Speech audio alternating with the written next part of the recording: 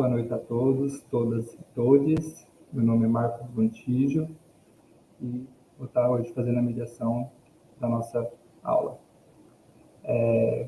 Para te apresentar, o curso é sendo realizado pela Secretaria Estadual de Cultura, Esporte e Lazer de Mato Grosso, Museu de Arte Sacra, através da ação cultural. Tenho a grande satisfação de recebê-los no curso de Musealização e Narrativas Contemporâneas. Esse curso foi dividido em 3 módulos e hoje apresentamos a última aula do curso. Eu sou um homem branco, alto, cabelos lisos, castanhos claros, tenho olhos azuis, uma boca rosada fina. Estou usando hoje uma camisa preta, toda lisa, de gola polo, uma calça preta e tênis marrom. E ao meu fundo, a gente tem ali um armário, na cor marrom, com várias pastas azuis de cor preta. E temos ali também uma porta azul ao fundo. O nosso curso ele tem um objetivo, né, e se encerra hoje, de atender à demanda por formação continuada de museólogos, museólogas e museólogos e profissionais de museus, estudantes e professoras, professores e professores da humanidade, além de gestoras, gestores e gestoras. De instituições públicas interessadas em promover narrativas decoloniais ou em reposicionar narrativas coloniais, ainda presentes no processo dos museus brasileiros. Quero convidar para a tela nossa professora Ana Lourdes. Boa noite. Boa noite, Oi, Marquinhos. Tudo bem? Tudo E hoje bem. também quero convidar uma ilustre presença, nossa convidada, a Dalila Varela, que é doutoranda em História pela Universidade Federal de Juiz de Fora, mestra em História pela Universidade Federal de Juiz de Fora, com a dissertação intitulada A Valsa de Águas Vivas, Racismo e Patrimônio Cultural. Pesquisas e trabalhos na área do racismo e patrimônio, com foco em políticas públicas de preservação. Seja muito bem-vinda, Dalila. Muito obrigada por aceitar o nosso convite e compartilhar seus conhecimentos conosco hoje. Passaria a palavra agora inicialmente para Ana Lourdes e posteriormente abro a fala para você. Oi, Dalila, boa noite. Boa noite. Antes da Dalila se apresentar, eu vou fazer minha audiodescrição e vou contextualizar a aula de hoje. Então, eu sou uma mulher branca, de pele clara, sempre com umas bochechas mais escuras, uma espécie de melasma. Eu estou com o cabelo preso, o rabo de cavalo ele é loiro, mas como é um cabelo preso, ele, né, a raiz está maior, então ele está escuro na raiz, meu cabelo como ele está amarrado, ele tem aspecto liso, mas ele é crespo. Eu visto uma blusa branca, de gola alta, um brinco dourado, um óculos grande, um óculos de grau, mais escuro do meio para a extremidade superior e mais claro na extremidade inferior. Minha tela está desfocada, mas caso não estivesse, eu estou sentada numa cadeira de espaldar de costas pretas e uma parede, o fundo é uma parede branca.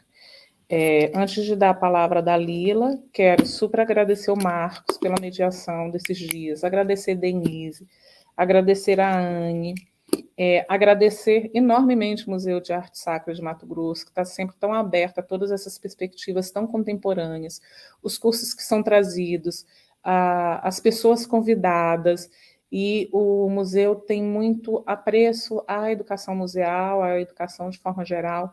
Então, é um espaço realmente de formação, fiquem atentos, porque sempre tem cursos, conversas, ações, enfim, atividades, inclusive aqui, né, virtualmente, para que a gente possa ter um maior número de pessoas interessadas e profissionais de museus. Então, estou bem feliz de estar concluindo esse curso hoje. Obrigada, Museu de Arte Sacra de Mato Grosso, toda a equipe, hoje representada pelo Marcos Gontijo.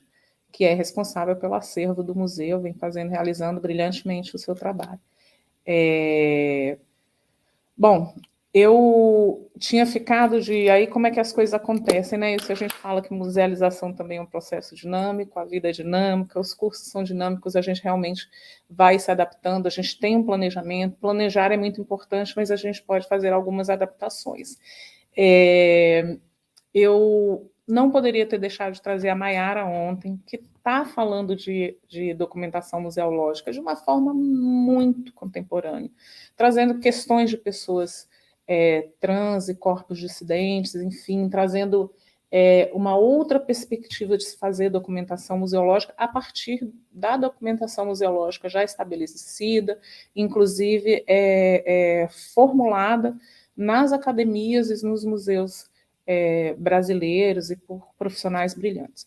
E aí, acordo ontem, hoje já com a minha aula toda preparada, e uma amiga minha, uma grande amiga, uma irmã, que eu conheci há cerca de 20 anos atrás no Museu Histórico Nacional, era uma jovem estagiária do Museu Histórico Nacional, eu, uma mulher mais velha, Joyce Silviano, que hoje é professora, é graduada, bacharel em Sociologia e é professora do Estado do Rio de Janeiro, uma mulher preta, extremamente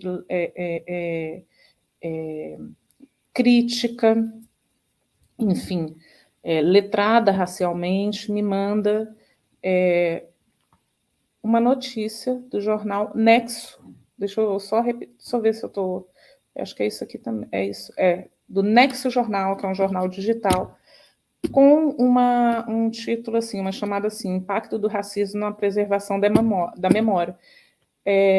A dissertação de Dalila Varela, e aí Singulani começa, né, a matéria. E eu fiquei extremamente impactada, eu falei, gente, olha como é que são as coisas, né? Então, as coincidências mesmo, e eu não poderia deixar de perder essa oportunidade. Eu não conhecia esse trabalho, não conhecia a Dalila. E tem tudo a ver com o que nós estamos conversando, com o que eu venho refletindo e estudando na minha vida profissional. Então, agora, não sei se eu passo a palavra ao Marcos. É a você, Marcos, para concluir a apresentação da Dalila? Ou é a Dalila diretamente? Só avisar mesmo que eu vou estar aqui acompanhando o estúdio, aí eu volto somente no horário do intervalo. Então, e agradeço novamente, desejo uma ótima aula para todos. Obrigada, Marcos. E aí o que a gente estava falando de apagamento de memórias, de narrativas excluídas, a Dalila vai trazer também no trabalho dela. E volto mais tarde para me despedir de vocês. Tenho uma ótima aula. A Dalila só pediu que as perguntas fossem feitas ao final da apresentação, né?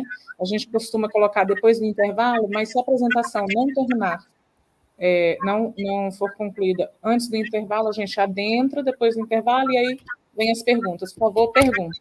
Tá bom? Boa noite, gente. Obrigada. Obrigada, Ana. Obrigada, Marcos. Vou começar, então, me apresentando. Boa noite a todas, todes e todos.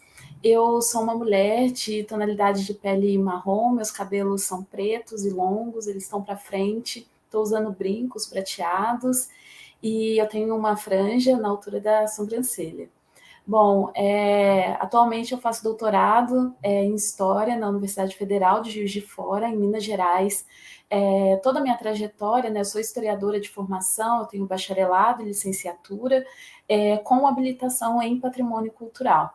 Eu trabalho com patrimônio desde 2016, quando eu entrei como estagiária de História na Prefeitura Municipal de Juiz de Fora, no departamento que hoje se intitula Departamento de Memória e Patrimônio Cultural, que foi quando, né, eu tive esse contato. Eu já tinha tido uma matéria, né, teórica na faculdade, mas foi a partir desse momento que eu comecei a lidar propriamente com o patrimônio, as suas questões cotidianas, as problemáticas que envolvem o campo, e ali eu permaneci, né, durante todo o meu estágio obrigatório, que foi de 2 anos, então fiquei de 16 a 18 e pude ter contato, né, com diversas faces do patrimônio aqui na cidade. Em 2018, eu também, foi o ano que eu me formei no bacharelado e já ingressei no mestrado na mesma universidade. E eu ingressei no mestrado tentando pensar esse patrimônio, né, algumas problemáticas do patrimônio na cidade, mas com ênfase, né, sempre numa questão que me incomodou, que sempre me incomodou muito, e que aí resultou na minha dissertação de mestrado, que se intitula A Valsa de Águas Vivas, Racismo e Patrimônio Cultural em Juiz de Fora, Minas Gerais, que inclusive, né, agora está sendo projetado aqui o primeiro slide, né, o primeiro slide da minha apresentação, está escrito isso, tem o meu nome, a minha formação, o logo da UFJF, que são 2 triângulos, um cinza e um vermelho, e o slide é uma tonalidade de marrom. Bom, então, né, só para apresentar um pouquinho da cidade para vocês, Juiz de Fora fica em Minas Gerais, né? Aqui para a gente é bem próximo do Rio de Janeiro, aqui são 2h30, mais ou menos, do Rio de Janeiro. O slide que está sendo projetado agora são 2 mapas, um mais distante, mostrando, né, o Minas Gerais como um todo e onde está Juiz de Fora, e o do lado direito, o meu lado direito, ele está propriamente a cidade, mostrando a extensão territorial. Então, são mapas verdes, né? Sendo que o da direita tem uma marcação muito leve em vermelho em torno, né, da fronteira da cidade. Bom, Juiz de Fora é uma cidade que a população gira em torno dos 573 mil habitantes, e ela tem uma grande área, né, um município muito grande, tem vários distritos, a sua área está em torno dos 1.436 quilômetros quadrados. Juiz de Fora, ele tem uma característica, né, que sempre me chamou muita atenção, mas é uma característica, se a gente for pensar no Brasil como um todo, uma característica comum dos municípios e onde está a sua concentração de patrimônio cultural. E aqui eu sempre vou, né, majoritariamente falar do patrimônio tombado, porque é muito recente a nossa legislação em torno do patrimônio registrado. Eu vou falar um pouco também desse patrimônio, mas a maior parte do patrimônio de Juiz de Fora é patrimônio tombado, ou seja, são edificações, são monumentos, enfim. Juiz de Fora é uma pioneira em várias coisas, isso é uma cidade que ressalta isso a todo momento, e um dos seus pioneirismos é ter implementado uma legislação própria de proteção ao patrimônio antes mesmo da nossa Constituição Federal. Então, a legislação de Juiz de Fora, a primeira, né, a dar conta do patrimônio, de preservação da memória, coisas do tipo, é de 1982, foi decorrente de uma movimentação popular por conta da demolição de um prédio.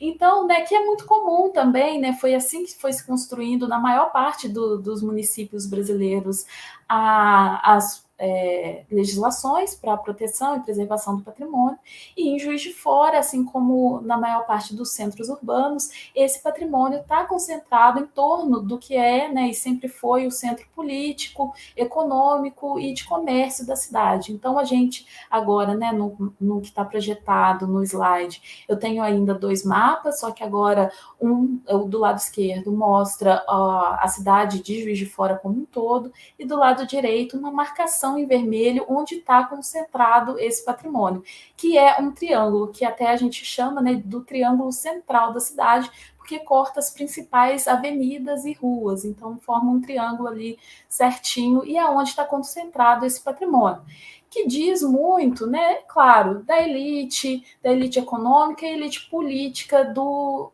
município. Então, aqui nesse slide, eu trago algumas fotos para ilustrar, são prédios, né, esse slide ele mostra prédios desse centro urbano, com várias características arquitetônicas diferentes. A gente tem o Art Deco, a gente tem o modernismo, a gente tem, né, alguns mais puxados a uma arquitetura germânica, que também diz, eu vou falar um pouco disso mais à frente, mas é um patrimônio que está concentrado nesse centro, e aí diz, né, dessa elite branca, dessa elite política da cidade, que sempre esteve no comando e sempre gostou muito, né, se empenhou, não só gostou, mas se empenhou ao longo da história do município de ressaltar o seu pioneirismo, de ressaltar o investimento em urbanização, investimento em indústria, enfim, tudo isso, e é o reflexo, essa historiografia tradicional da cidade se reflete no patrimônio. Hoje, atualmente, Juiz de Fora tem cerca de 200 patrimônios culturais, entre tombados e registrados, registrados, se eu não me engano, até a última vez que eu olhei a lista, tinham 8 só. Então, a grande maioria são tombados, são edificações e monumentos, e gira em torno dessa história de uma cidade que se desenvolveu muito rápido durante o século XIX, lembrando que Juiz de Fora está na zona da Mata Mineira, e a zona da Mata Mineira, ela foi, né, ela teve a invasão de colonização, ocupação de terras durante, principalmente, chegando perto da metade do século XIX. Então, as cidades aqui, né, elas vão ser mais ou menos dessa época, como Juiz de Fora, que é da década de 50, de 1850, e elas vão ter, né, como característica comum, e Juiz de Fora vai ser esse centro, esse polo de produção de café. Então, até o século XIX, inclusive, a passagem por aqui, pela zona da mata, era proibido, aqui era chamado pela coroa portuguesa de sertões proibidos, por conta que eles queriam evitar o contrabando. Então, assim, existem várias histórias, né, sobre os indígenas que viviam aqui serem selvagens, enfim, tudo isso para evitar o contrabando de ouro, né, das cidades como Ouro Preto, Mariana, passasse por aqui. Mas no século XIX isso mudou, principalmente por conta da plantação de café. Aqui era uma área onde ainda se produz, né, café, tem algumas cidades aqui que são referências na produção de café, mas Juiz de Fora, por conta do seu clima, né, acabou concentrando essas fazendas, sendo, né, um dos principais produtores nacionais na segunda metade do 19, batendo de frente assim, com São Paulo, com o Rio, nessa produção. E, né, consequentemente, né, quem produzia, quem trabalhava nessas lavouras, né, era utilizada a mão de obra escravizada negra e de povos originários. Então, essa parte, né, da história que a gente vem tentando, de alguma forma, resgatar, mas que ainda, né, a gente encontra muitas dificuldades. Nesse slide que está sendo projetado agora, é também um mapa. Eu utilizo muito mapa porque eu acredito que o impacto visual também que causa esse agrupamento de patrimônios também leva ao caminho que eu tive de percorrer, né, que eu percorri nessa jornada de tentar identificar alguns aspectos dessa preservação de Juiz de Fora. Aqui, né, tem um mapa que mostra de forma mais próxima, é um mapa que está em preto e branco e tem alguns pontos marcados na cor roxa. Os pontos que estão em preto e branco são a maior parte, né? Todos os pontos representam patrimônios, mas a partir dessa marcação, eu pude perceber uma outra característica, porque até então, né, e seguindo também muita bibliografia da área de patrimônio, o que me vinha de forma muito objetiva? Que o patrimônio, ele tinha, sobretudo, um recorte de classe. A gente estava falando de patrimônio de famílias ricas, que deixaram esses imóveis que estão dentro dessa ideia tradicional de patrimônio, com apuros arquitetônicos muito bem definidos. Então, e é isso que a gente vê na marcação do mapa, né? Aqui de forma mais próxima tem muitos pontos, um quase em cima do outro, em preto e branco, que mostra esse centro político, econômico, comercial, esses patrimônios, mas aí, nesse mapa, eu consegui ver que uma única outra área da cidade tinha patrimônio, né, que aí vai se caracterizar como a segunda área, tirando esse centro, é a segunda área que tem mais patrimônios registrados e tombados, que é a área onde ficavam, né, localizadas as colônias germânicas, foram regiões ocupadas por imigrantes germânicos trazidos para o Brasil, financiados, aquelas imigrações que foram financiadas pelo Estado brasileiro, para trabalhar em Juiz de Fora. Então, a partir dessa marcação e vendo que a principal concentração fora desse centro era nesses bairros, o que me veio? Que esse patrimônio de Juiz de Fora, ele não tinha um recorte só de classe, mas ele tinha de raça também. Porque esses germânicos que vieram para cá, eles eram trabalhadores pobres em sua maioria. Eles estavam passando muita dificuldade, né? Enfim, lá na Europa, muitos deles vieram, né, com a promessa da terra, com a promessa de um trabalho, então eram, em sua maioria, trabalhadores pobres, camponeses, né, que aqui foram desenvolvendo outras atividades até. Mas que, né, na preservação do patrimônio, era a área onde tinha esse patrimônio que não dizia propriamente dessa elite branca. E quando eu olho, né, e aí fazendo o contraponto, pensando mais ou menos na mesma época, pensando na formação desse município, quando eu olho para bairros ocupados imediatamente após a abolição, eu não tenho nenhum patrimônio. Até hoje, na verdade, não tem nenhum patrimônio nesses bairros. Então, eu vejo que o recorte não é só de classe, o recorte também é racial. Porque se fosse uma questão, né, de valorizar o patrimônio dos trabalhadores, né, das pessoas das classes populares, esses outros bairros, que são muitos em Juiz de Fora, teriam também algum patrimônio, mas eles não têm, né? Não tem e não tem até hoje. Inclusive, aí nesse mapa, né, que está sendo projetado agora na tela, é um mapa também em preto e branco e que tem alguns pontos em amarelo, que são os bairros que eu destaquei para falar dessa ocupação negra no pós-abolição, que é o bairro Dom Bosco, que fica até bem próximo a esse centro comercial, o Santa Rita de Cássia e o São Benedito. Todos eles bairros historicamente de ocupação negra e que não contam com nenhum patrimônio, nem registrado e nem tombado. Então, né, a partir disso, eu fui procurar, né, evidenciar ao longo da trajetória, não só de Juiz de Fora, mas do Brasil, como que o racismo, né, porque claramente a gente fala, né, do racismo enquanto problema estrutural do Brasil, né, a gente tem isso na nossa formação, mas na bibliografia de referência da área do patrimônio e da cultura em geral, a gente ainda encontra com muita dificuldade essa relação, né, o impacto realmente que o racismo tem na área da cultura e da preservação. Tudo se passa quase, né, quando a gente lê os textos, como se o racismo ele não estivesse também presente na área da cultura. Até pelo contrário, né, vou até falar um pouco disso mais à frente, quando eu estiver falando das manifestações culturais em si, mas, né, até o Abdias Nascimento, ele vai falar, né, muitas vezes a própria cultura, ela é utilizada para negar esse racismo estrutural que existe no Brasil, e isso a gente consegue observar com muita facilidade como as pessoas utilizam da cultura para justificar a não existência, ou, na verdade, né, velar esse racismo, tentar esconder de alguma forma esse racismo na sociedade brasileira, a partir de traços culturais que não são valorizados ou que são valorizados há muito pouco tempo depois de muita luta, né? A própria capoeira, ela era caso, na verdade, polícia, e hoje a gente já conseguiu, né, que ela seja patrimônio nacional, enfim. Então, a gente tem, né, os processos históricos de luta, porque isso tudo também só foi através da luta, mas a gente precisa ainda, né, pelo que eu vejo, retroceder um pouco na história e resgatar isso, porque a cultura, como tem, né, essa imagem sempre muito positiva, a gente tem uma imagem geral da cultura, de manifestações culturais, enfim, sempre muito positiva, do patrimônio também muito positiva ainda na bibliografia como um todo.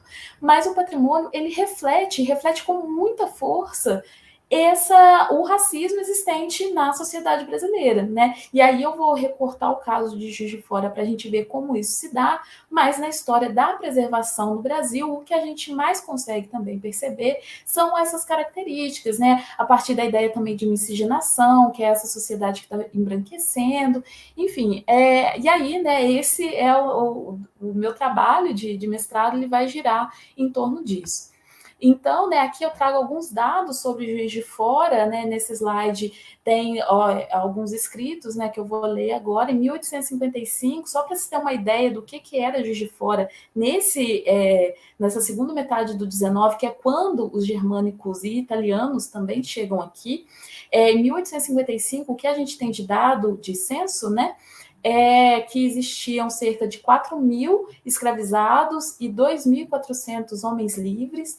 Em 1872, essa população de escravizados já foi calculada em torno dos 18.775, em contraposição a 11.604 pessoas livres. Então, e são dados, né, que estão agora até no próprio site da prefeitura, esses dados, mas que a principal estudiosa disso é Elione Guimarães, ela trabalha no arquivo aqui, resgatam muitos desses dados, mas em todos esses censos, o que a gente sempre vai ver é uma população de escravizados muito superior à população branca livre.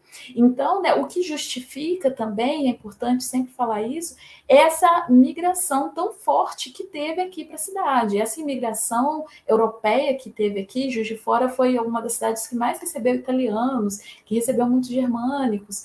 É por conta disso, né? A gente tem que lembrar que no finalzinho, na virada do século, o que a gente está vivendo no Brasil é esse processo, né? É muito forte ainda a teoria do racismo científico, que determinava, né, que as pessoas, que certos tipos de pessoas tinham tendência a alguma coisa, né, a ser lascivo, enquanto outras a ser gênios, e isso aí não é difícil saber onde que vai dar, né? Mas Juiz de Fora, né, ele recebe esses imigrantes também, né, se a gente for interagir, né, criar essa dinâmica entre as bibliografias, obviamente por conta dessa alta população negra que tinha na cidade e do desejo dessa elite de apagar esse passado rural, que foi o que aconteceu ao longo dos anos, que eles realmente, né, por muito tempo, conseguiram apagar por completo esse passado escravocrata, esse passado rural, de plantação, tanto que eles vão virar, né, para o século XX, já muito dentro dessa mentalidade de chamar a cidade de Manchester mineira, intelectuais vão vir aqui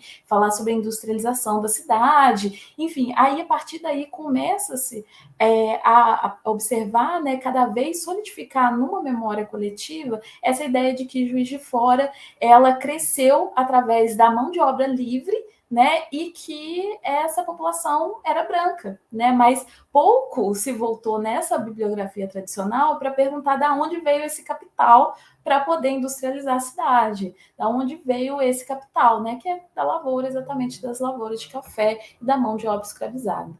Bom,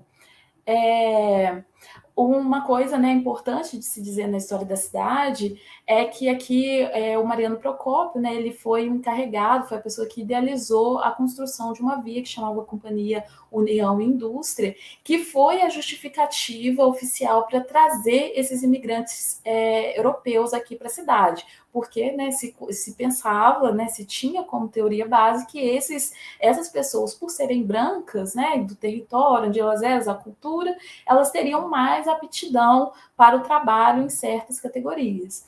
Então, como era esse o discurso da época, trouxeram esses trabalhadores para cá fixado em contrato que na União Indústria não trabalharia escravizados. Porém, quando a gente pega o arquivo, né, isso foi pesquisado pelo Codovil, que é uma dissertação de mestrado, que, se eu não me engano, acho que é de mestrado de 2015, que ele identificou, né? Na verdade, mesmo com esse contrato, a União Indústria, ela foi, né, tinha de 70% a 80% de mão de obra cativa. Então, assim, tinham 336 trabalhadores livres e 800 eram escravizados. Então, até, né, nessa Companhia União Indústria, que constantemente ressaltada na cidade, como os italianos não, os germânicos que vieram, eles, né, aqui, a gente sabe que foram vários povos, mas aqui se costuma falar que são os alemães, que vieram para cá e tal, construíram. Mesmo assim, né, nessa época, a mão de obra escravizada era muito maior. Né? É o que tenta se apagar a todo momento, ou tentou-se, né, durante muito tempo, apagar na história da cidade, é que ela foi construída a partir de mão de obra cativa, foi construída depois, né, mesmo depois da abolição, quem trabalhava, os relatos dos trabalhadores, quem estava no comércio, eram esses trabalhadores negros, mas que geralmente não tão aparente nessa história tradicional do município. Aí aqui nesse slide, né, que é só um escrito também, eu trago a definição de racismo estrutural do Silvio Almeida, onde ele define, né, o racismo estrutural é uma forma sistemática de discriminação que tem a raça como fundamento e que se manifesta por meio de práticas conscientes ou inconscientes que culminam em desvantagens ou privilégios a depender, né, da racialização que é feita ali ao indivíduo. Eu acho sempre importante trazer, né, definição do racismo estrutural, principalmente porque no Brasil, como esse racismo foi velado durante muito tempo, né, é muito recente que a mídia está transmitindo isso, porque, né, a gente sabe que na história do Brasil a denúncia sempre foi feita, sempre foi questionado isso pelo movimento negro, mas os casos de racismo e a denúncia, enfim, tem sido mais agora, né, nesse momento, mais vinculado. E aí as pessoas, né, por muitas vezes, às vezes, falam que no Brasil não existe, ainda ouço muito esse discurso, né, quando eu faço apresentações, as pessoas vêm falar comigo de alguma forma, falam também dessa percepção muito recente do racismo, algumas falam, né, que o racismo que no Brasil não é tão forte, mas a gente vê, né, se a gente vai pegar os estudos, vai pegar tudo que tem, a gente vai ver, né, esse racismo entranhado em tudo, né? Nas nossas relações econômicas, individuais, sociais, tudo, o racismo está presente, porque foi a base que foi construído não só o Brasil, né, mas a sociedade ocidental. O Silvio Almeida vai falar muito disso, que a sociedade ocidental que se estruturou ali depois do século XVI, ela teve como base, só conseguiu se desenvolver com base nessa ideia do racismo, porque aí, né, se houve de fato houve de fato a fórmula, né, que eles conseguiram de positivar esse racismo, né, os europeus positivaram isso o máximo que eles conseguiram, com o aval da igreja, com o aval do Estado, no século XVIII, já com o aval dos próprios intelectuais, que começaram, né, a hierarquizar os seres humanos a partir da sua organização política, cultural, que, né, partia, claro, do olhar eurocêntrico para com os outros povos. Então, né, no topo dessa pirâmide, sempre a gente vai ter o europeu, né, com a sua forma de organização política, religiosa, olhando para todos os outros povos do mundo e decidindo, por exemplo, quem tinha alma e quem não tinha, né, para poder justificar de fato, essa escravização, essa violência, né, que aconteceu por vários séculos no Brasil e no mundo como um todo. Então, né, essa prática, aqui no próximo, aí nesse próximo slide, né, que também os slides, todos eles têm um fundo marronzinho claro, né, só descrevendo, e agora são só definições, que são essas definições que eu estou falando, né, ao longo da minha apresentação. E aí o Silvio Almeida, nesse slide, é exatamente isso que eu acabei de falar, sobre o século XVI, e como que isso vai sendo, né, renovado a partir da própria dinâmica da sociedade europeia. Quando a gente chega no iluminismo, que aí tem essa crítica à igreja, porque até então a igreja justificava, né, principalmente, com muita veemência, a escravização dos povos africanos, né, com N justificativas, mas a principal delas era aquela história, né, de Cã, dos filhos de Noé, que são a origem do mundo. Cã foi amaldiçoado e seria ele o responsável pelo povoamento do território que a gente entende como o continente africano, né? Então, e aí na passagem bíblica fala, né, que os filhos de Cã seriam escravos, servos dos seus irmãos, né, obviamente, que são os povoadores ali daquela região que a gente entende como Europa. Então, durante muito tempo, isso foi muito forte, né, foi a igreja que justificava, falou, né, que os povos africanos também não tinham alma, que, né, vai ser um discurso tecnicamente diferente quando eles têm contato com os povos originários do Brasil, porque eles decidem que os povos originários eles podem ser catequizados. Então, né, é um outro processo de violência que acontece, que vai acontecer junto com a escravização, mas também com essa ideia também muito forte de catequizar esses indígenas e um genocídio, né, que a gente, infelizmente, vê acontecer até hoje com os povos originários.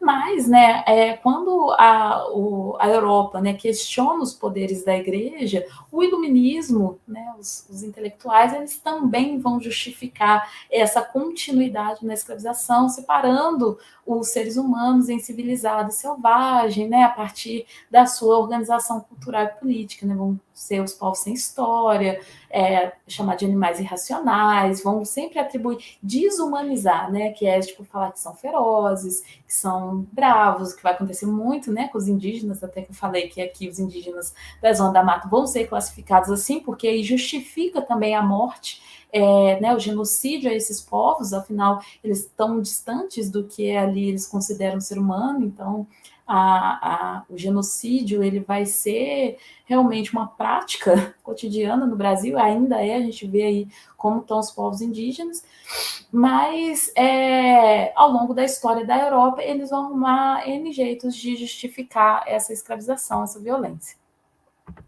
No século XIX, isso é bem importante, né? O século XIX ele vai ser classificado como o século da biologia, e aí, né, como a ciência vai ser a base da sociedade, eles vão justificar também pela ciência a escravização de pessoas a partir da ideia de raça.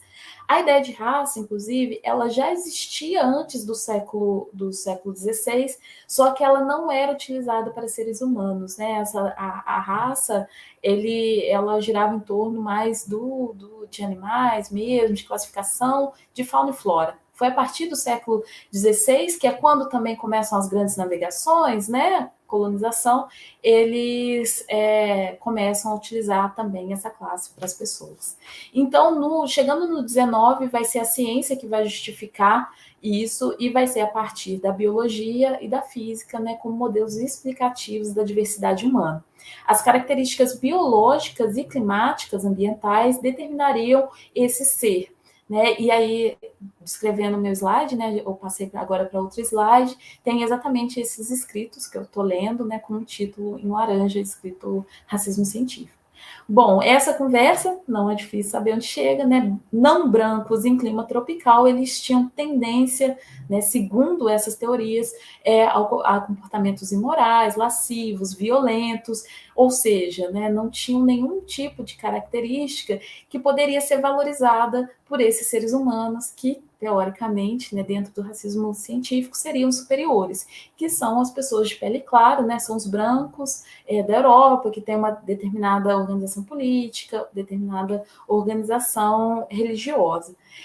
Isso vai ser justificado e é ainda muito utilizado pela polícia no Brasil, nos Estados Unidos, né? Porque o racismo científico ele vai dizer que a partir das próprias características físicas do indivíduo, você pode determinar se ele vai ser violento, por exemplo. Né? Então, tem muitas medições de crânio, é muito fácil, né, ver, talvez muitos de vocês, né, já até tiveram contato com alguma dessas fotografias ou desses estudos, onde eles mediam o nariz, mediam os olhos, o crânio, e aí, a partir daí, eles determinavam quem tinha cara, né, que hoje a gente fala cara de bandido, a cara de uma pessoa violenta, ou a tendência a ser um gênio, a ser uma pessoa da política, uma pessoa moralmente dentro dos requisitos. Então, isso foi muito forte porque isso impactou na própria formação das nações. Afinal, essa teoria, né, ela era muito bem aceita, e isso a gente não está falando de uma teoria que ficava isolada em alguns grupos, isso é a ciência da época, e isso vai chegar com muita força no Brasil, porque, né, vai chegar como um grande problema, porque era de conhecimento de todos que o Brasil não era um país majoritariamente branco, majoritariamente, né, de pessoas de pele clara, e isso causava um problema, porque dentro dessa teoria, já que, né, os não brancos em clima tropical tinham tendência imorais e a ser lascivos e violentos, a nação também estava fadada ao fracasso. E isso se tornou um problema, né, para o Estado brasileiro, que tinha de se resolver isso. Afinal, como, né, que o Brasil ia lidar com isso, sabendo que a maior parte da sua população não era branca, e que a gente tinha, por exemplo, acabado de proclamar a República, né? Para onde ia essa República, sendo que os indivíduos não eram brancos? Como que ia fazer essa nação ter sucesso?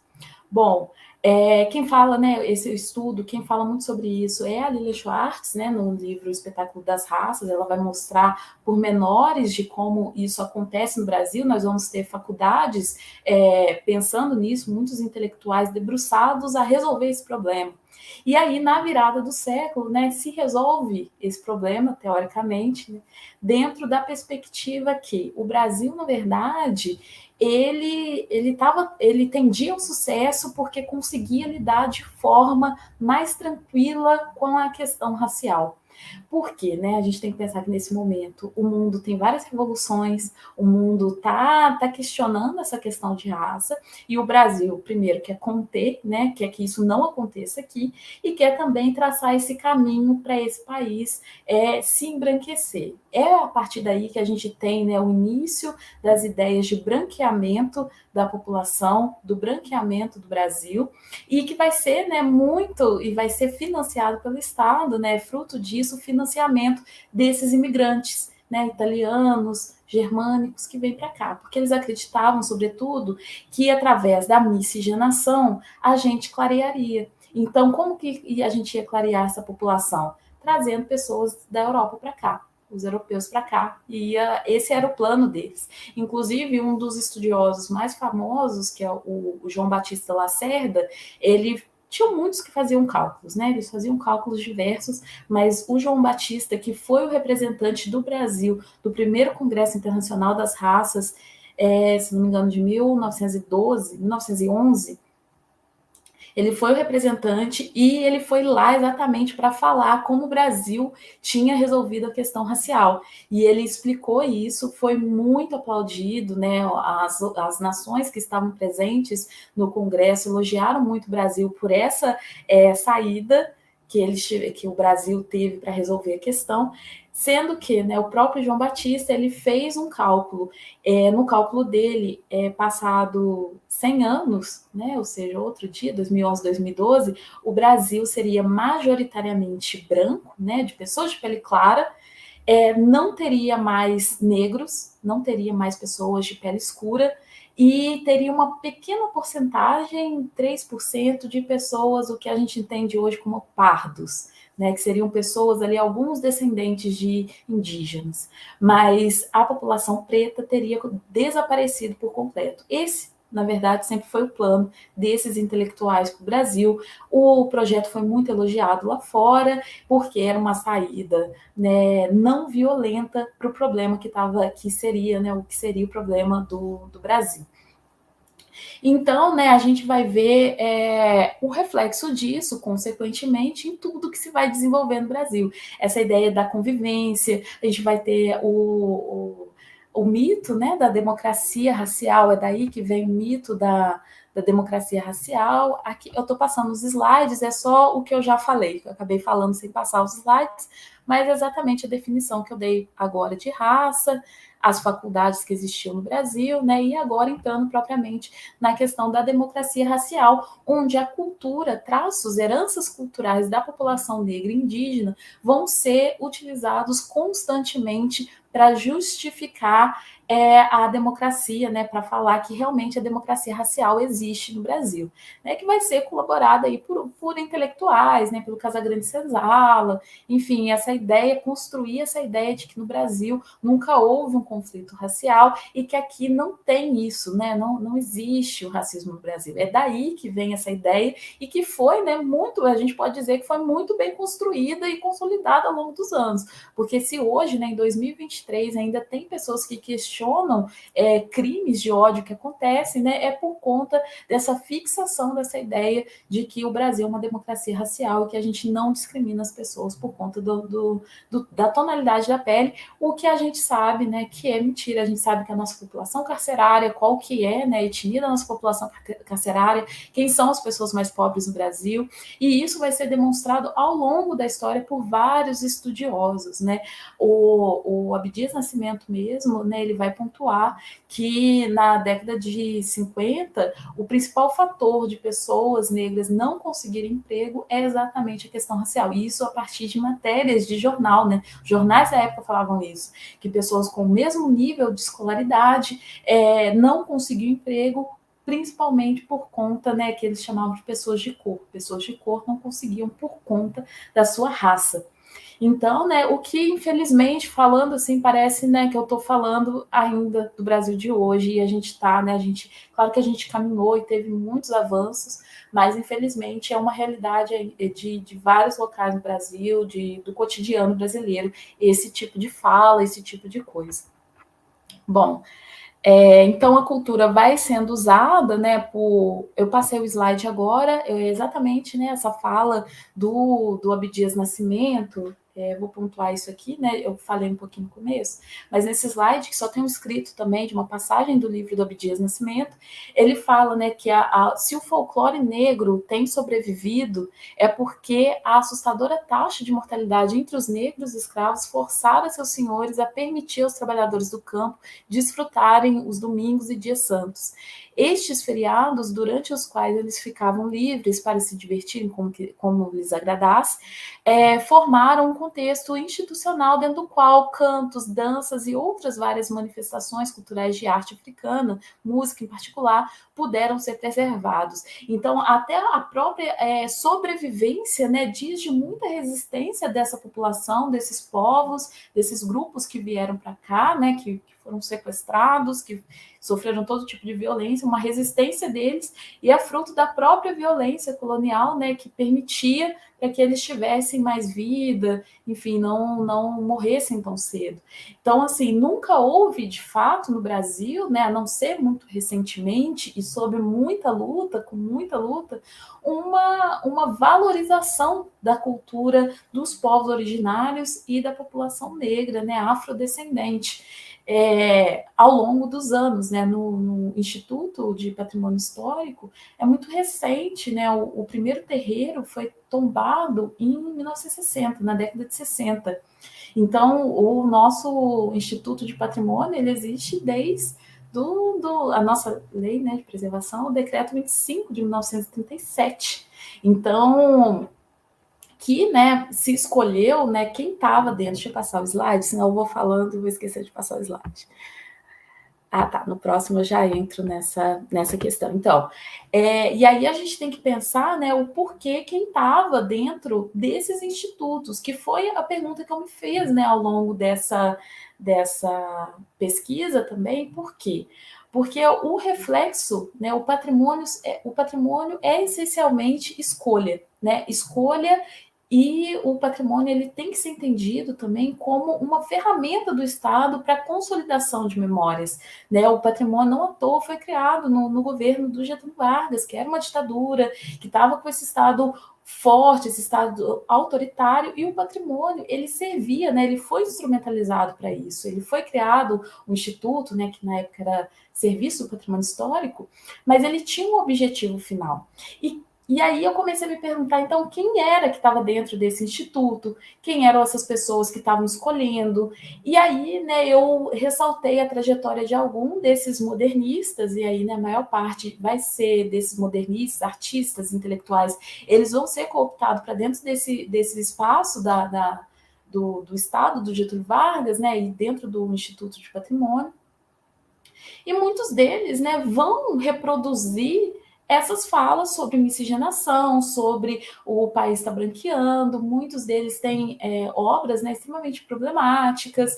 E aí a gente vai ver na construção, né, que, na verdade, a ausência desses patrimônios é reflexo da própria cultura da época, né? Como hoje, né, a preservação, a presença é também muito fruto, né? A gente pode atribuir isso a essa mudança, né, que ocorreu ao longo dos anos dentro também dos institutos de patrimônio, dentro dos profissionais, na formação desses profissionais que elegem o que é patrimônio e o que não é. Afinal, né, quando eu falo aqui de patrimônio, eu estou falando efetivamente do que é preservado por lei, né, que tem lá o registro de tomamento, o registro, o número de registro mesmo, enquanto patrimônio. Então, né, o que a gente vê é a reprodução desse discurso por conta de uma cultura política até da época. Até, né, pessoas que são constantemente ressaltadas pelo pensamento mais plural, mais voltado a ter essa sensibilidade com outras culturas que não essa da elite que já estava posta, como o próprio Mário de Andrade. Quando a gente pega o primeiro romance dele, que é Amar, Verbo Intransitivo, ele tem passagens, né, que exatamente claramente refletem esse pensamento da época. A personagem principal do livro é uma germânica que veio para o Brasil e que ela meio que veio para dar aula, mas aí ela acaba quase sendo babá dessas crianças, a todo momento uma reclamação constante do Brasil, uma reclamação em torno da questão racial, né, de ter muitos negros, muitos índios. Então a gente vai vendo a partir também da obra literária, das obras de arte produzidas naquele momento, esse pensamento que, como, né, na definição lá de racismo estrutural, são expressos, né, de forma consciente ou inconsciente. E é por isso, né, que na arte é tão interessante a gente perceber isso, porque a gente vai vendo traços, né, a partir desse letramento que a gente tem a respeito da questão da raça, do racismo, da racialização das pessoas, a gente vai conseguindo identificar na arte desse momento também esses traços, né? Afinal, essas pessoas que estão escolhendo o patrimônio, elas estão inseridas nesse contexto, estão inseridas nesses círculos de intelectuais. Então, aqui eu trago uma imagem, esse slide agora, descrevendo o slide, né? Tem um escrito que é Marco Comemorativo do Centenário de Juiz de Fora, que é de autoria do Arthur Arcuri, que é um artista, arquiteto aqui da cidade, que participou, que era muito próximo do Rodrigo, né? O Rodrigo Malifranco do IFAM, e do Di Cavalcante. Tem um desenho do Di Cavalcante e a datação desse marco é de 1950. É um marco comemorativo que fica numa praça muito próxima ao centro da cidade. No slide tem a foto e eu vou descrever, né? É um marco que é uma estrutura de alvenaria que ela tem uma curva ascendente e nessa curva, né, de um lado desse monumento, tem um desenho, que é um desenho de 3 figuras humanas, sendo que na parte mais baixa, né, dessa curva que ascende, que sobe, então na parte mais baixa a gente vê uma figura humana de cor, que parece ser um marrom avermelhado, no meio uma figura humana completamente branca, né, ou sem cor, branca, e aí, né, do lado mais alto a gente vê uma figura que tem as duas cores, mesmo que, né, a marronzada seja a parte menor dessa figura humana, a maior parte do seu corpo é branca. Essa figura, ela puxa alguns círculos que, segundo os artistas, eram o progresso da cidade. Então, a gente vê claramente nesse monumento expressa essa ideia, né, de que o Brasil e o próprio Juiz de Fora foi construído a partir da ideia das 3 raças ali unidas fazendo alguma coisa, mas a gente também vê muito bem expresso pela organização dessas figuras humanas, né, que na parte mais baixa dessa linha que acende está a figura que é totalmente de cor e nessa, né, na parte que é mais alta, né, que seria esse progresso, estaria essa pessoa miscigenada, mas majoritariamente branca, né? Isso é importante falar, que o termo miscigenação, ele em si é racista, porque ele nunca define uma população que está ficando mais preta. Ele sempre define uma população que está ficando mais branca. Então, por isso que é uma palavra tão cotidiana para a gente no Brasil, né? Que a miscigenação é uma coisa boa, que a miscigenação é uma das características fundamentais do Brasil, né? Porque essa ideia construída lá, né, na virada do século, de se embranquecer o Brasil em algum momento, né? Eliminar completamente pessoas de pele escura, né, do Brasil. Bom, passando aqui o slide, né? E aí também já entrando na história de Juiz de Fora, vou passar mais um aqui, que é só uma. Aí a gente vê, né, na história, o Arthur Arcuri, ele é daqui de Juiz de Fora, e aí esse patrimônio, né, que é sempre muito exaltado em torno da população branca, desses germânicos, italianos, ele tem uma outra face, né, que aí é o meu principal estudo de caso, para demonstrar, né, como que o racismo, ao mesmo tempo que ele atua na cidade na ausência desses patrimônios, atualmente Juiz de Fora só tem um bem registrado que diz diretamente da população negra, que é o batuque, que é afrodescendente, só esse, né? E, ao mesmo tempo, a gente tem processo já aberto, em tramitação, de transformar o bloco chamado Bloco Caricato Carnavalesco Domésticas de Luxo em patrimônio imaterial da cidade.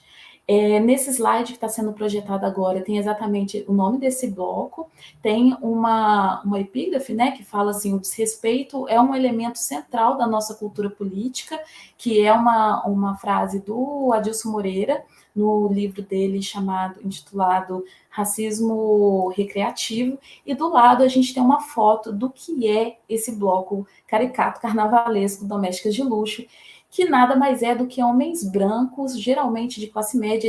Esse bloco, ele nasce num bairro muito próximo ao centro de Juiz de Fora, um bairro de classe média alta, majoritariamente branco, e esses homens, né, brancos, classe média, eles se transvestem do que eles acreditam ser a trabalhadora doméstica, e aí, para isso, eles utilizam, além da indumentária, né, que é como eles estão na foto, essa indumentária mais tradicional do que é uma empregada doméstica, que é um vestidinho com um avental, eles pintam o rosto com tinta preta, eles exacerbam os traços físicos, né, olhos e boca principalmente, utilizam uma peruca do que eles acreditam ser o mais próximo do cabelo crespo, e utilizam mangas de cor preta também, né? Ou seja, eles se transvestem do que eles acreditam ser a mulher negra, que é essa mulher, né, para eles, trabalhadora doméstica. Bom, esse caso ele chama muita atenção, não só porque ele está tramitando para virar patrimônio cultural da cidade, mas porque também ele acontece há muito tempo, essa foto, né? Aqui nesse slide, eu mudei de slide, e agora a gente tem duas fotos de blocos muito parecidos, exatamente com essas características que eu acabei de descrever, mas que na foto da esquerda a gente vê também esse grupo de homens transvestidos, né, da mesma forma, com a mesma roupa, peruca, porém de um bloco chamado Domésticas de Lourdes, que é um bloco de Belo Horizonte e que teria dado origem a esse de Juiz de Fora, que acontece até atualmente. Na foto da direita, a gente tem propriamente o bloco de Juiz de Fora, que utiliza exatamente essas mesmas características, ou seja, né, desde os anos, a foto é de 67, mas o bloco é de antes. Então, desde os anos 50, a gente vê nas ruas de Juiz de Fora acontecer o que é caracterizado como o blackface, que é uma cultura. Tá trovejando aqui, gente, vocês vão tá querendo chover, tá trovejando bem alto, talvez, se alguma coisa acontecer aqui, vocês me avisem, assim, se travar, alguma coisa. E aí eu trago, então, o que é a caracterização do blackface, né? Aqui também um slide só com esse escrito, que agora eu vou ler. O blackface é um termo de origem estadunidense que determina historicamente a prática de homens brancos pintarem sua pele de preto com exacerbação de traços físicos e encenações vexatórias. Inicialmente, a prática acontecia em shows de menestréis como forma de ridicularização, inferiorização intelectual dos negros, que naquele momento lutavam, né, eram recém-emancipados e lutavam por seus direitos civis. Então, o que a gente vê acontecer, e acontecia exatamente dessa forma até 2019, exatamente essa prática do blackface em um dos blocos que mais aglomeravam pessoas durante o carnaval. Tem alguns dados que falam que tinha em torno de 6 mil pessoas nesse bloco anualmente, e muitos desses caracterizados dentro da prática do blackface, que é por si só, né, vexatória, que tem o objetivo de diminuir, de descriminalizar a população negra. Então, né, aqui nesse slide eu trago o que seriam esses shows de menestréis nos Estados Unidos, exatamente a mesma caracterização, né, pintar o corpo com tinta preta, exacerbação principalmente de olhos e boca. Aí aqui, né, algumas imagens também que tem na capa do livro do Fanon, que também expressa muito bem como isso foi utilizado mediaticamente, propagandas ao longo do tempo. E aí eu trago aqui, né, nesse slide a definição de racismo recreativo, que aí vai ser, né, a principal traço da nossa cultura no Brasil e o que mais vai normalizar esse tipo de violência no nosso cotidiano, né? Segundo o Adilson Moreira, o que estamos chamando de racismo recreativo deve ser interpretado como um projeto de dominação racial que opera com premissas específicas da cultura brasileira. Embora ele esteja baseado na noção de inferioridade moral de minorias raciais, ele está associado a um aspecto da doutrina racial brasileira que procura mitigar a relevância dessa prática social, a ideia de cordialidade essencial do nosso povo. Então, novamente, a gente vê esse discurso da democracia racial apresentada no âmbito da cultura. Né?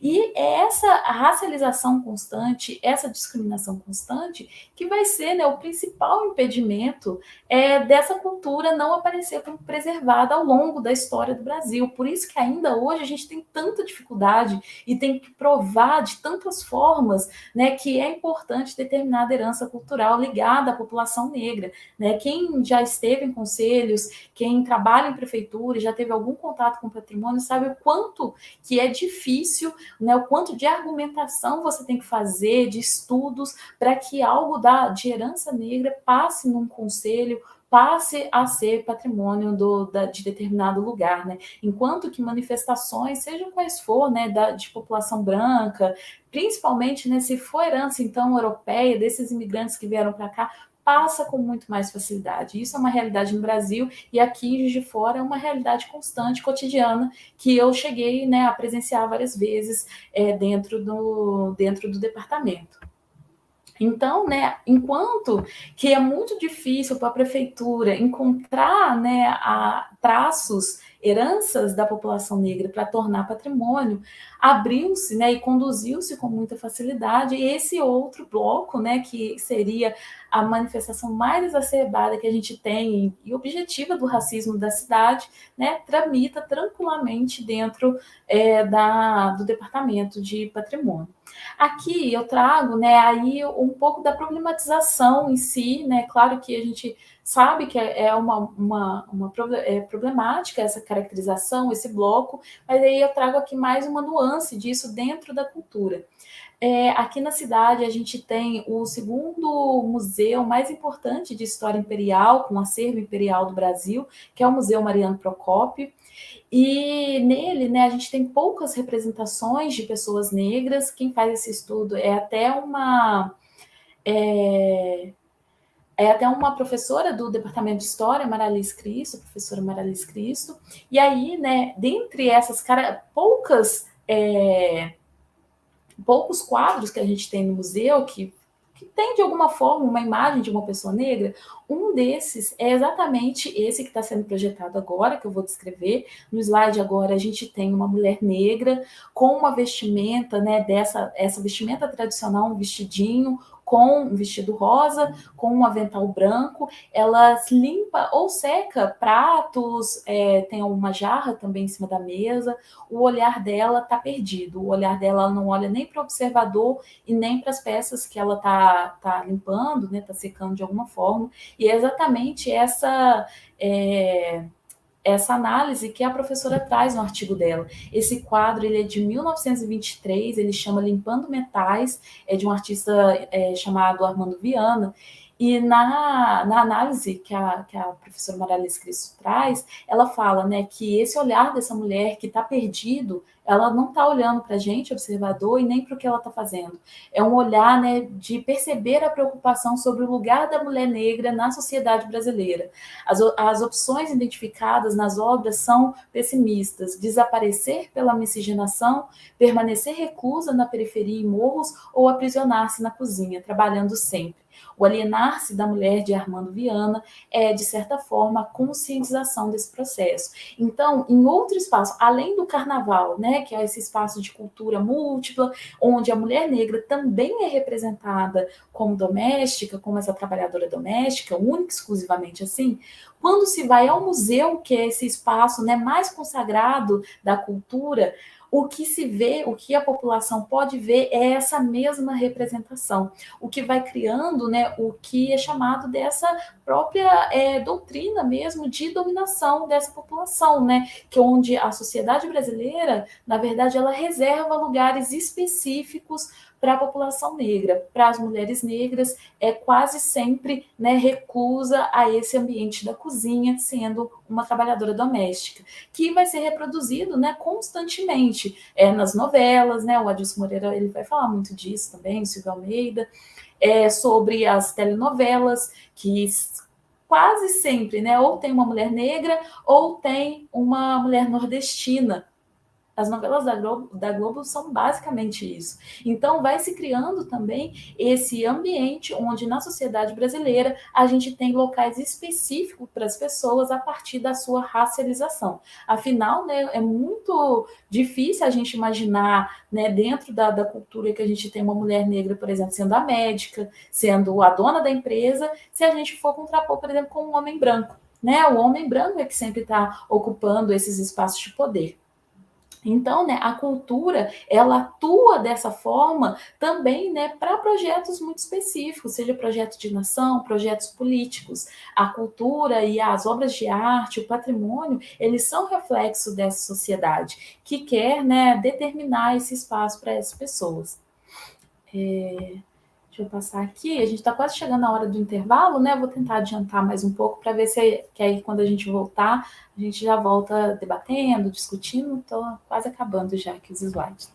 Então, né, o que a gente tem, e aí eu fui ver, né, o que se tinha, porque eu já sabia desde quando eu mudei para Juiz de Fora em 2014, e desde sempre, desde quando eu estou aqui, eu ouço o debate em torno desse bloco. O movimento negro, ele sempre questionou muito e fez manifestações constantes que saiu na mídia do país todo contra esse bloco, né, falando do racismo existente. E aí, né, eu trago algumas falas dos organizadores, que em nenhum momento admitiram ou fizeram nenhum tipo de reflexão, pelo que eu pude analisar nas falas disponíveis nessas reportagens e blogs.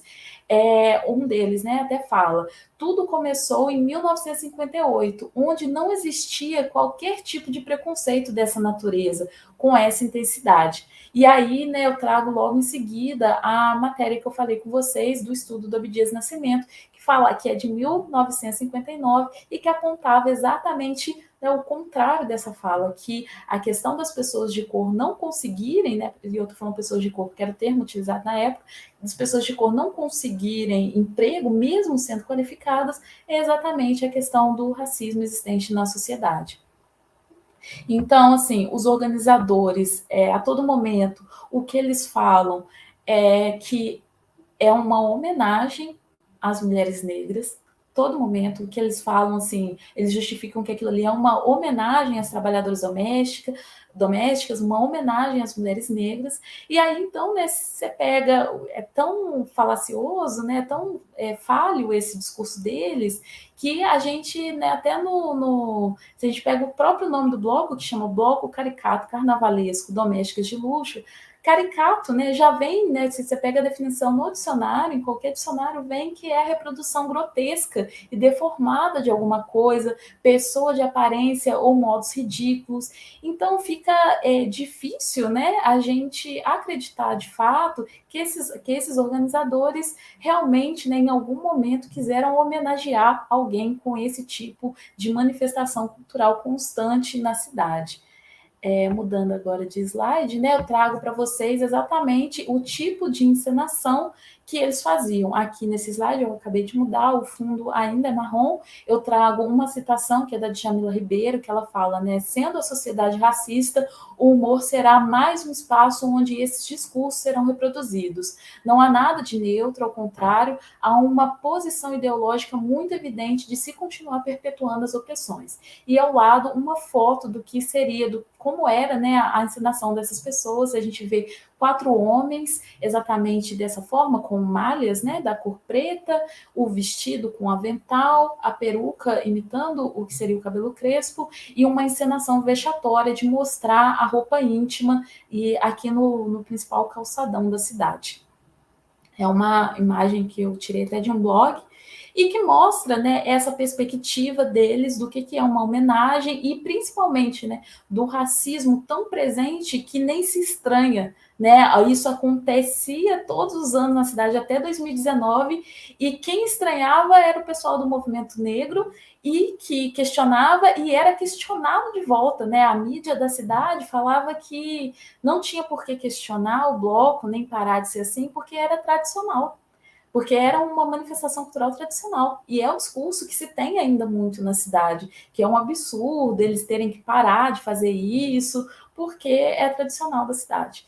Então, assim, e isso ir para patrimônio, não só como patrimônio, mas nessa pesquisa eu descobri que muito antes, em 2012, vai vir aqui o dado certinho, o número da lei, eles foram considerados de utilidade pública, por lei, utilidade pública da cidade de Juiz de Fora. Então, como que isso acontece para nós, estudiosos, e, enfim, que temos já esse letramento? Isso é um absurdo completo, só demonstra o quanto o racismo é um lugar comum da sociedade brasileira e o quanto se quer reproduzir isso, né? O quanto a violência contra determinadas minorias, ela é um discurso comum e que se quer perpetuar. Aqui eu mudei de slide, nesse slide a gente vê somente uma foto com uma descrição, com uma legenda.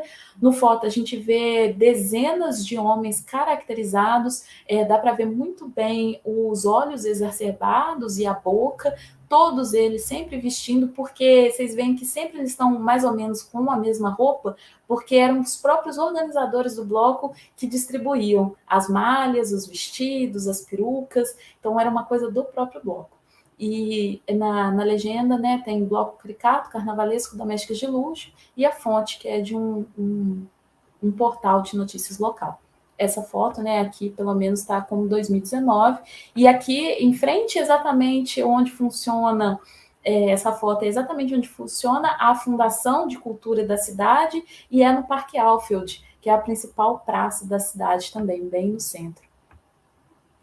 Aqui mais algumas fotos, e aqui uma que chama bastante atenção, a gente continua vendo homens negros caracterizados, vestidos, malhas pretas, mas um chama muita atenção. Além da criança, né, a gente vê as crianças caracterizadas, a gente vê um homem que brinca, aliás, né, o que ele brinca não, né, ele faz mais uma violência, né, ele segura um cartazinho escrito assim, acidentei no trabalho. Brincando, né, ele acredita ser cômico uma situação de que uma mulher negra, se ela acidentar, né, muitas das vezes no trabalho, como a maior parte da população trabalhadora, pobre, significa talvez a perca do único rendimento que tem em casa, né, uma situação de violência extrema, e mesmo assim essas pessoas levam para esses blocos, para o carnaval, esse tipo do que eles acreditam ser apenas uma brincadeira. Então, esse bloco ele é escandaloso assim, de várias formas. Aí, assim, aqui exatamente, mudei de slide, agora só tem escritos, e a lei é de 2010, não é de 2012, que considerou a Lei Municipal 12.094, de 30 de julho de 2010, que considera o bloco como utilidade municipal, utilidade pública municipal. Então, na época que eu defendi a minha dissertação, ele estava em tramitação, ele continua em aberto, só que o que aconteceu? Em 2019, foi o último ano, né, que eles saíram assim, por quê? Eles foram convidados a uma conversa, isso também é muito interessante, né? Eles são convidados a conversar na prefeitura com representantes da Ordem dos Advogados, que explica para eles o porquê eles não podem continuar fazendo o bloco dessa forma. Então, a partir de então, né, no outro ano foi a pandemia, né, não teve carnaval, mas a partir de 2019, eles não usam mais as malhas pretas, a caracterização no rosto, né, de passar tinta preta no rosto, exacerbar traços, eles continuam saindo com perucas e vestidos, mas agora dentro de uma caracterização mais parecida com um palhaço, alguma coisa assim.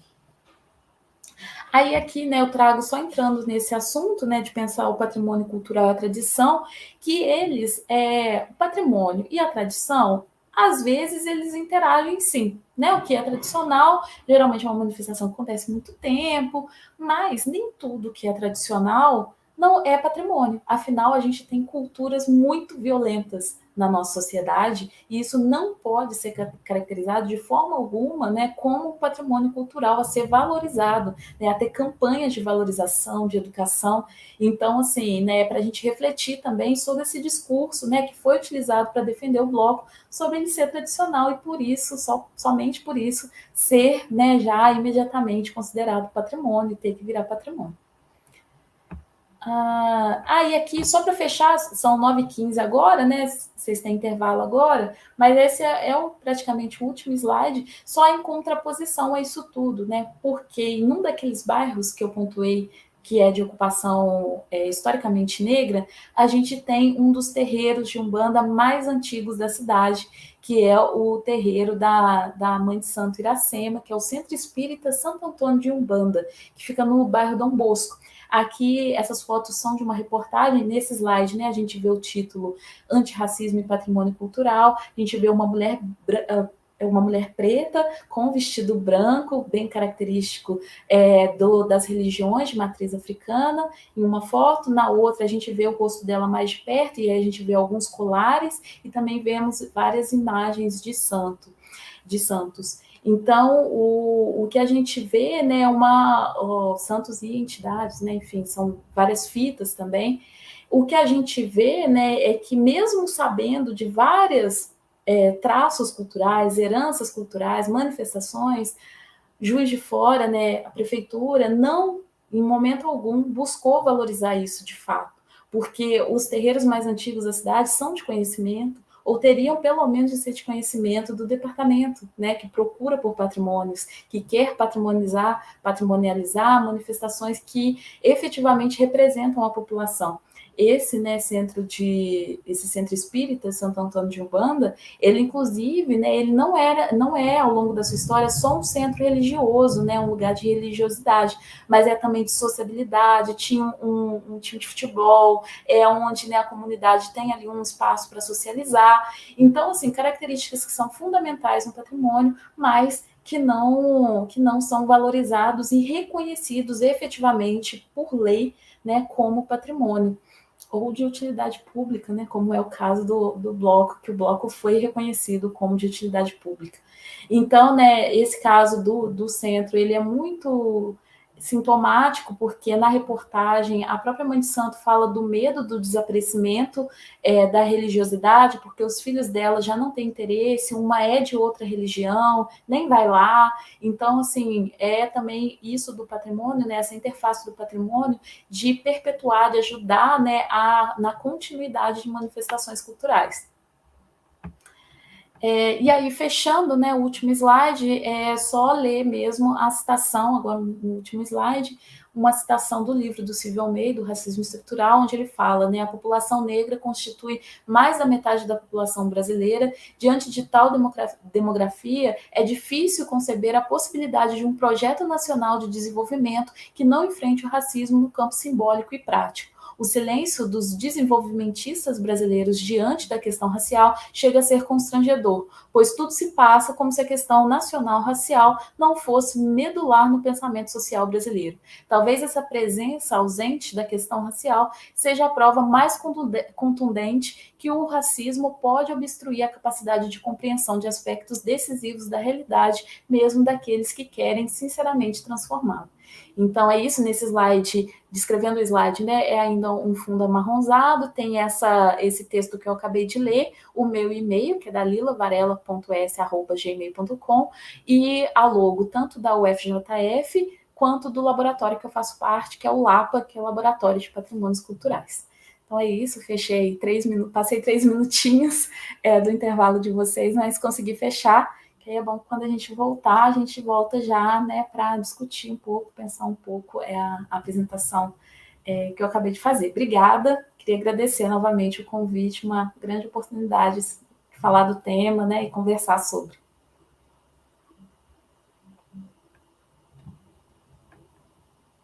Ei, que noite, hein? Maravilhosa, estou aqui te ouvindo, fica aí horas ouvindo você. O Dalila, um trabalho de fôlego, inclusive, né? Vamos passar para o intervalo, a gente volta, tem elogios aqui a você, tem perguntas, eu quero também tecer minhas perguntas. Vamos fazer as perguntas no chat e a gente volta com 9h20, a gente pode voltar às 9h35, e aí a gente conclui com um bloco de perguntas indo para a finalização desta aula e deixo o curso fechando com chave de ouro. Até mais.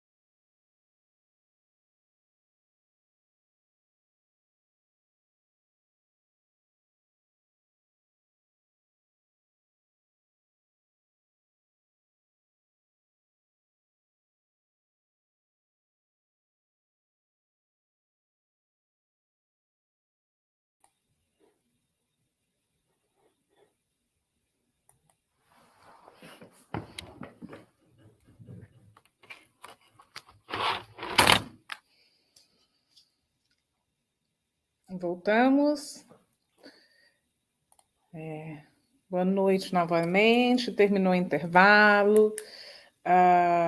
Queria dizer que a professora Dalila Varela avisou que está caindo uma tempestade em Juiz de Fora. Ela ficou sem energia, então a gente estava ainda esperando para voltar.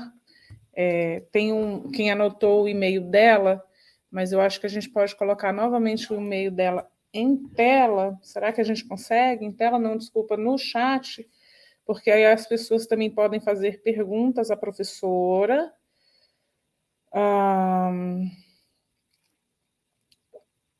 E eu queria fazer algumas pontuações.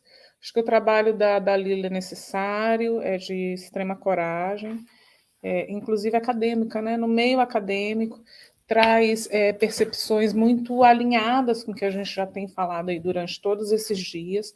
Para mim foi uma grata surpresa receber ontem de manhã, e foi uma grata surpresa ela ter aceitado o convite.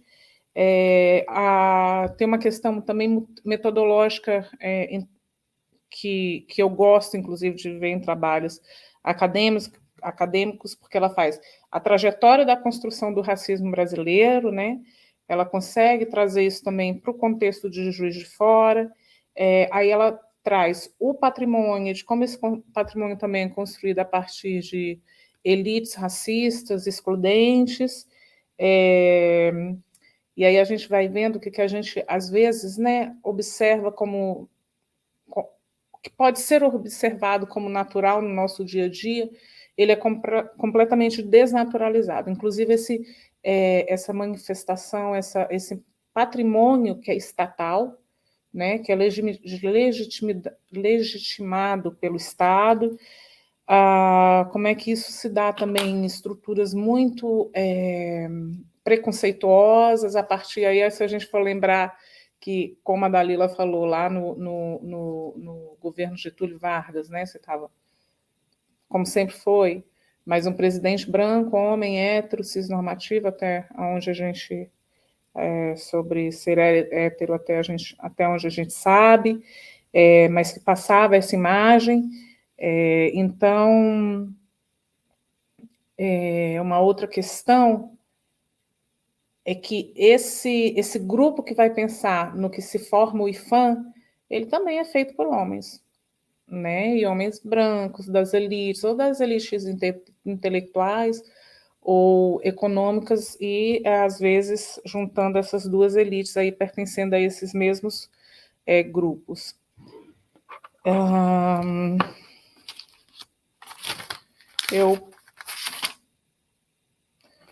Ela também, quando traz, né, a questão de que desse absurdo, né, escancaradamente racista, todo esse movimento desse bloco de carnaval, e aí quando a gente tenta naturalizar, né, que tem o discurso da naturalização de uma cultura a partir daquilo que caracterizam, às vezes, algumas verdades, né, como a busca pelo antirracismo,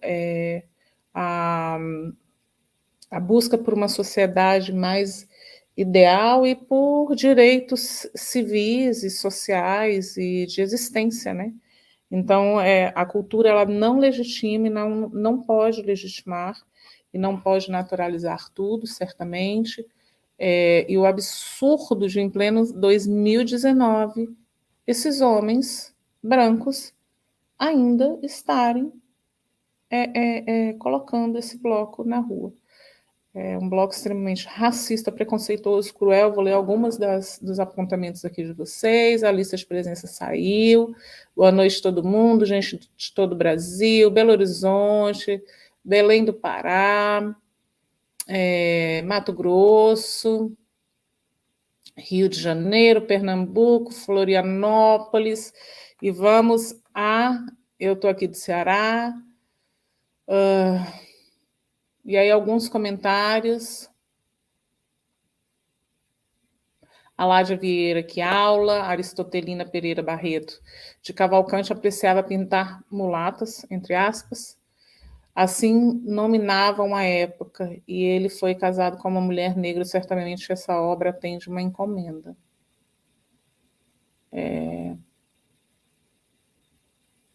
Renan Brito, que violência, cara. Putz, mil vezes. Alade, absurdo. A Aristotelina, certamente, carnaval como salvo-conduto. Exatamente. As pessoas, o Renan falando que já baixou a dissertação da professora e vai ler. A Laide aqui indignada, meu Deus. E aí a Cláudia Landim pergunta, não entendi direito, o bloco é patrimônio da cidade? Não, ele foi reconhecido como utilidade pública, mas eu também entendi que havia um projeto de ser patrimônio imaterial da cidade.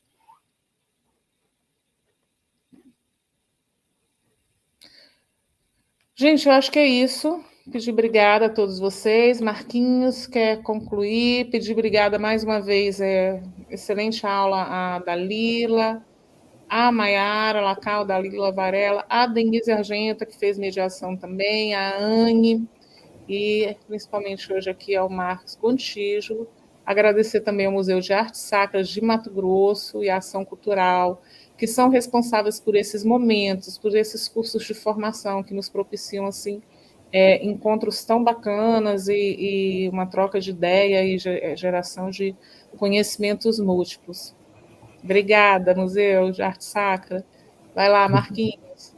Obrigado a você, Ana Lourdes, por esses 6 dias maravilhosos de conhecimento, de aprendizado, de reflexões, de novos sonhos, né, que a gente quer trazer para outras realidades, né, uma realidade que também para o Museu de Arte Sacra, né, a gente, com você aí, de fazendo toda essa consultoria museológica para a gente dar esse curso aí maravilhoso, importantíssimo, e agradecer, em nome de toda a equipe aqui do Museu de Arte Sacra, que ficou muito feliz, tanto pelo tema, tanto pela sua dedicação em fazer esse curso.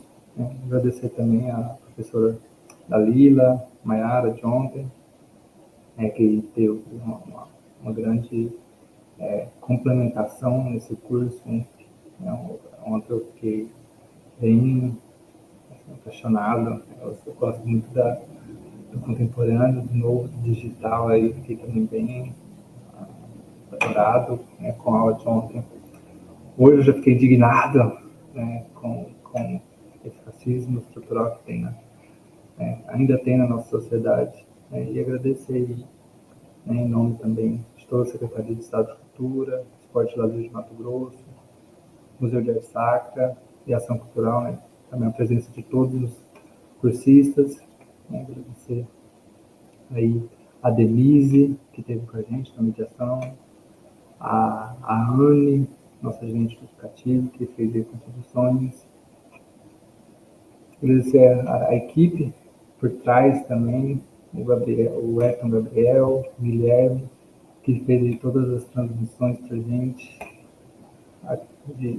à distância também, a gente tem uma equipe aí que não é sempre localizada aqui dentro do Museu de Arte Sacra, então a gente tem o Elton e o Guilherme de Cáceres, a Denise de Rio de Janeiro, a Ana Lourdes de Ceará, e aí a nossa equipe é bem espalhada, agradecer a todos.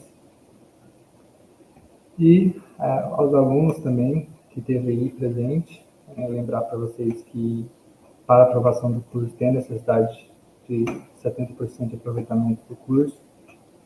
As aulas estão gravadas no YouTube, então vocês ainda têm uma semana para estar assistindo essas aulas. E assinar a lista de presença, que ela aparece no final da aula, de acordo com você assiste, ela vai aparecer para você no chat, e aí vocês conseguem assinar. E aí o certificado para vocês vai ser em 15 dias úteis.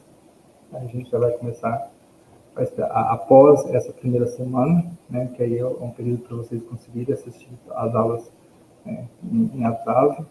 E aí, após esses 15 dias, os certificados de vocês serão enviados pelo e-mail. E é isso. Obrigado a todo mundo.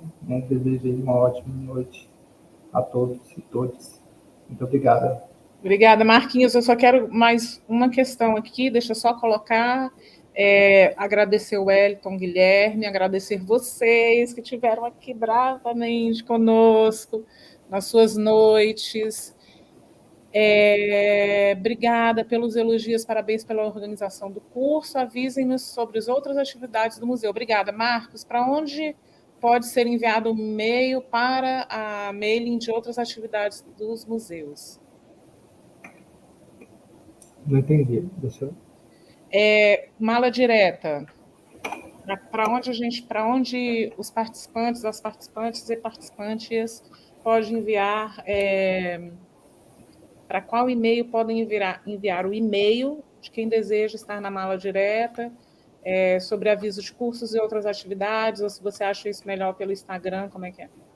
Então, a gente já tem um mailing do próprio Gmail, a gente cria grupos, né, de cada curso, né, e aí ele entra automático naquele curso de educação patrimonial, enfim, o curso de musealização, cursos que o museu faz a produção, e aí eles, caso eles não queiram, eles saem do grupo. Né, já é um grupo então, vamos fazer o seguinte, todas as informações. Vamos acompanhar o museu pelas redes sociais, é Museu de Artes de Mato Grosso, e lá no grupo a gente coloca, por favor, enviem os seus... A gente tem os e-mails agora de vocês, e vocês estarão na mala direta. Maravilha. Muito obrigada, João Maria de Arruda, muito obrigada pelas aulas ao MAS, MT, ao Museu de Arte Sacra na Luz. Já falei de você para tanta gente. Eu que falei de vocês. Eu estou amando aqui estar com vocês. Obrigada por compartilhar tantas informações, pela competência e seriedade. Obrigadíssima. Gente, muito obrigado, Renan. Foi muito massa, prazer em conhecer você, professora. Obrigado por tudo. Eu que agradeço, gente. Obrigada, beijos. Vamos nessa, vamos embora descansar. Beijo, beijo. Tchau, tchau. Beijo, tchau. Obrigada, gente.